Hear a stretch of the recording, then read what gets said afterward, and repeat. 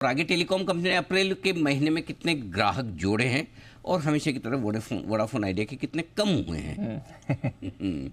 ये डिटेल्स देने के लिए वरुण हमारे साथ तैयार है, लेकिन वरुण डिटेल्स लाए हैं जेफरीज की एक रिपोर्ट से, और इस रिपोर्ट में क्या कुछ लिखा है जरा समझ लेते हैं। वरुण बताइए। तो अनिल जी, मैं यही कहने वाला था कि किसने कितना जोड़ा ये तो हमें सुबह ही पता चल गया था। जियो ने जोड़ा है, भारती ने जोड़ा है, वोडाफोन ने गवाया है हमेशा की तरह। ये तो ठीक है, लेकिन जेफरीज की इंटरेस्टिंग रिपोर्ट है। अब ये रिपोर्ट ये कहती है कि जो ग्राहक जुड़े हैं वो ग्रामीण इलाकों से ज़्यादा जुड़े हैं और शहरी इलाकों में अगर आप देखेंगे तो ग्राहक कम हुए हैं। ये पहली बात।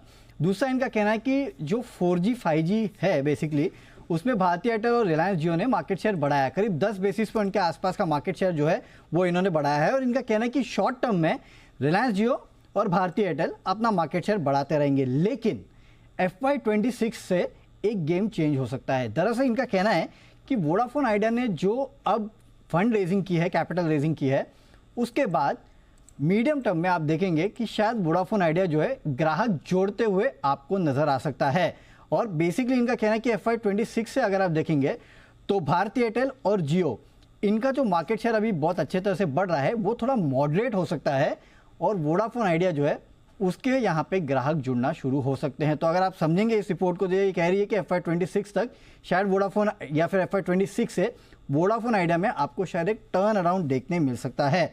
दूसरा, और एक बात इन्होंने इस रिपोर्ट में ये कही है कि अब जो MNP है, यानी कि जो पोर्टेबिलिटी आप करते हैं, वो काफ़ी कम हो रही है। इससे एक बात पता लगता है कि इस पूरे सेक्टर में जो कंपेटिटिव इंटेंसिटी है वो काफ़ी हद तक कम हो गई है।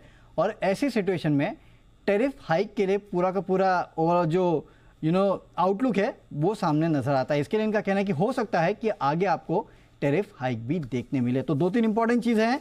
एक तो वोडाफोन आइडिया के लिए इन्होंने कहा है कि मार्केट शेयर या फिर भारती एयरटेल और जियो गवाएंगे तो कमाएगा कौन? वोडाफोन ही कमाएगा। और दूसरा, यहाँ पे आप नजर रखिएगा, हो सकता है कि टैरिफ हाइक आपको देखने मिले आने वाले दिनों में। तो टैरिफ हाइक की अब बात हो रही है। टैरिफ हाइक के लिए पूरा ये आपका बोलते हैं ना, पूरा सेटअप बन रहा है, माहौल बना रहा है। माहौल, हाँ, इसको बोलो माहौल बन रहा है। वर्ड नहीं मिल रहा था। माहौल अगर नहीं, दिल्ली में माहौल बनता है। माहौल ओके, माहौल बना। हाँ, अपने यहाँ माहौल बनाया जाता है, दिल्ली माहौल बनता है। बंसल, कुणाल जी बताएंगे। कुणाल जी दिल्ली वाला। कुणाल जी, वहाँ पे क्या बनता है? अनिल जी, यहाँ माहौल बनता है। और उसके बाद अनिल जी जो इस तरह की बातें करते हैं हमारे वरुण जी की, जैसे अगर वो एक बार यहाँ आ जाएं, यहाँ की गर्मी का आनंद ले लें, तो अनिल जी बिल्कुल इनका माहौल अच्छे से बन जाएगा और फिर अप्रिशिएट कर पाएंगे अनिल जी मुंबई की लाइफ को। एक बार इन्हें दिल्ली नहीं, मैं सोच रहा हूँ 1-2 लोगों को एक्सपोर्ट करूँगा। नहीं, आपने आइडिया अच्छा दिया है, लेकिन वाकई में टेलीकॉम कंपनियों के लिए आउटलुक बढ़िया है। और ये कहानी 1-2 साल की है। हाँ, तो हम इस साल की शुरुआत से टेलीकॉम शेयरों पर पिछले साल के अंत से हम बुलिश हुए काफ़ी कि 2 साल के लिए इस सेक्टर में निवेश कीजिए, और 2 साल के लिए हमें ये सारे स्टॉक्स डबल होते हुए नजर आते हैं। भारतीय आप देखिए 800-900 से आप 1400 रुपये आ गया है। वोडाफोन आइडिया 12 रुपये का ऑफर फॉर सेल से 16-17 रुपये हो गया। 17 का हाई कल भी हमने देखा था। मुझे लगता है कि इन शेयरों को रखना चाहिए। रिलायंस एक नया खिलाड़ी जो आया, आजकल हम दिखाते नहीं बेचारा, दिखाओ यार उसको भी। भारतीय हेक्साकॉम, वो भी टेलीकॉम ही है, अच्छा शेयर है, ये भी बढ़िया है। मुझे लगता है जो आपको ठीक लगे, जो आपको पसंद लगा है। प्रॉक्सी प्ले टेलीकॉम का आपका इंडस टावर है, 335-337 वाला। आज थोड़ा वायदा कारोबार के बैन में इसलिए सुस्त हो गया, लेकिन मजबूर। सो ये सारे शेयर हैं जहां पर आपको जो चीज़ समझ में आए आप खरीद के 1-2 साल के लिए रखिए जरूर। हाँ बिल्कुल। जिन साहब की भी एक बार राय ली जाए। बिल्कुल लेते हैं। जिन साहब फरमाए।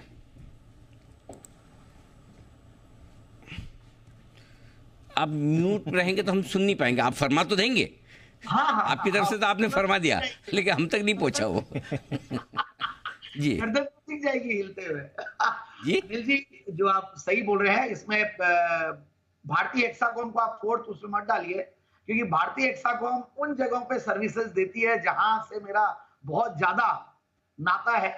एक है राजस्थान और दूसरा है असम। दोनों जगह भारतीय हेक्साकॉम की उसके अंडर में आती है।